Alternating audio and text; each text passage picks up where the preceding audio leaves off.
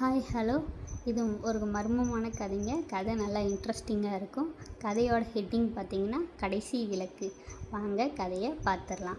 ஒரு சின்ன கிராமத்தில் இரவு 10 மணிக்கு மேலே யாருமே வெளியில் போக மாட்டாங்க. அதற்கு காரணம் ஊருக்கு வெளியே இருந்த ஒரு பழைய பேருந்து நிறுத்தம்.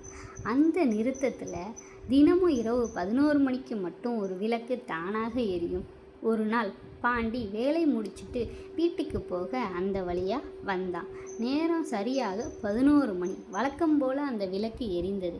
ஆனால் அந்த நாளைக்கு மட்டும் விளக்குக்கு கீழே ஒரு வயதான தாத்தா உட்கார்ந்திருந்தார்.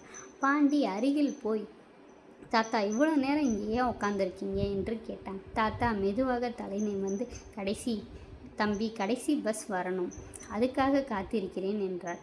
பாண்டிக்கு ஆச்சரியம். இந்த நேரத்துக்கு இங்கே எந்த பஸ்ஸும் வராதே தாத்தா. தாத்தா சிரித்து கொண்டே, இன்னும் 5 நிமிஷத்தில் வரும் என்றார்.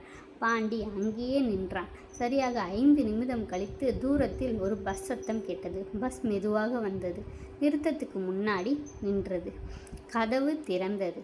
தாத்தா எழுந்து பஸ்ஸில் ஏறினார். பாண்டியும் பின்னாடி ஏற முயன்றான். ஆனால் கதவு அவன் முகத்துக்கு முன்னாடியே மூடிக்கொண்டது. பஸ் இருட்டுக்குள் மறைந்தது.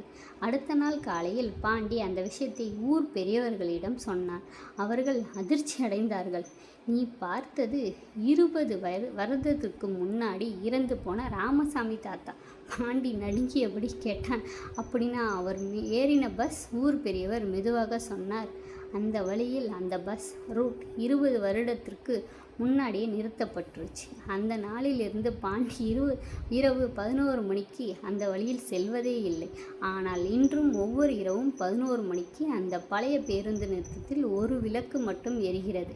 அந்த விளக்கு கீழே யாரோ ஒருவருக்காக காத்திருக்கிறார்கள். நன்றி. கதை பிடிச்சிருந்தா சப்ஸ்கிரைப் பண்ணி சப்போர்ட் பண்ணுங்கள். தேங்க்யூ.